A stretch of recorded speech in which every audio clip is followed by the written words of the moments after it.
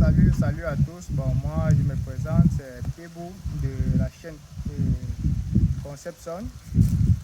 Bon, déjà, sur cette chaîne, on va parler d'architecture, de génie civil et de tout ce qui est construction et de tout ce qui est immobilier.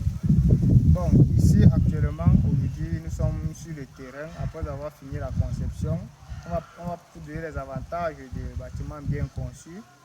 Ici, aujourd'hui, après avoir terminé la phase conception, nous sommes maintenant sur le terrain pour l'implantation. Là, comme vous pouvez le constater, je vais vous donner les étapes par lesquelles nous sommes passés pour pouvoir arriver à ce niveau. Donc, premièrement, pour faire l'implantation, qu'est-ce que nous avons besoin? Nous avons besoin des plans de masse, plans de situation et plans de géomètre et du plan de fondation en question lui-même. Après avoir réuni tous ces plans, nous allons arriver sur le terrain et passer à l'implantation. Pour donc passer à l'implantation du terrain, pour la première étape, la première chose à faire, c'est de définir un niveau. Bon, le niveau à définir, c'est le niveau du chaînage de la fondation finie supérieure, donc le niveau plus ou moins 0,0 de la fondation. Bon, pour définir donc ce niveau, on se base sur des points fixes. Il peut y avoir des points fixés à la base dans la zone, quand c'est le cas dans les grandes villes. Bon, dans les quartiers un peu sous-développés, s'il arrive qu'il n'y a pas ces points fixes, tu peux également toi-même définir ta hauteur plus ou moins 0,0 en fonction du niveau de la route. Bon, après que tu aies fixé cette hauteur, donc c'est-à-dire que tu dois être un peu surélevé par rapport au niveau de la route et tu ne dois pas être à une hauteur très grande pour éviter les accidents à la maison avec les grandes marches. Bon, après avoir défini cette hauteur, nous allons passer à la phase de projection. On va projeter cette hauteur sur les différents points, sur les différents angles, sur les chaises. Donc, après avoir placé les chaises, on projette sur les différents angles. Bien après avoir projeté, nous allons maintenant marquer sur les chaises les différents axes de la construction.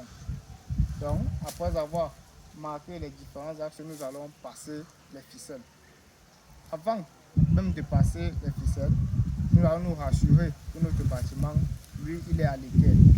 Donc, et le matériau utilisé pour la projection de ces différents axes, de ces différents points sur le bâtiment, nous avons utilisé la fiole. Donc, c'est un matériau par excellence, en fait, utilisé depuis l'ancien temps. Bien qu'aujourd'hui, nous avons la révolution des niveaux laser. Bon, c'est vrai, nous n'avons pas encore eu à nous procurer de ce niveau, mais c'est pour bientôt. Nous avons utilisé la fiole et nous avons fait ces différentes projections. Tu sais, le type de bâtiment que nous allons réaliser ici, c'est un bâtiment de type un rez-de-chaussée plus 1. Donc c'est un R plus 1 à usage d'habitation. Ok. Le client lui il a exigé ses pièces, il veut les pièces un peu spacieuses. Nous avons ici 3 pièces, donc 3 chambres. Dans la chambre principale, nous avons une douche et nous avons une douche commune pour les enfants et une cuisine interne.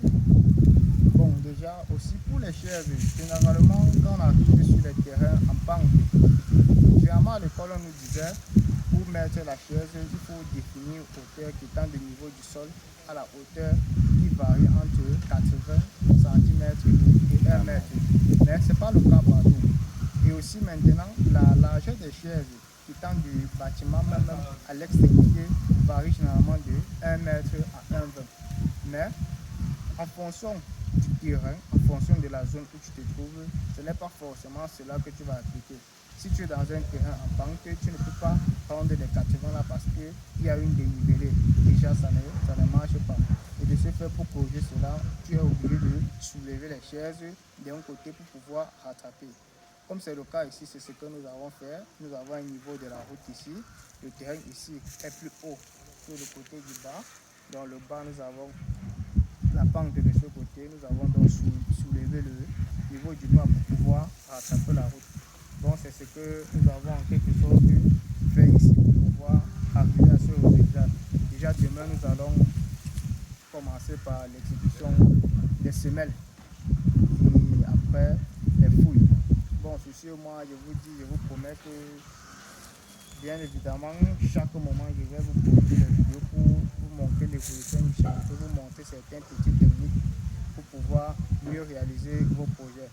Sur ce, on se dit à bientôt et à la prochaine vidéo.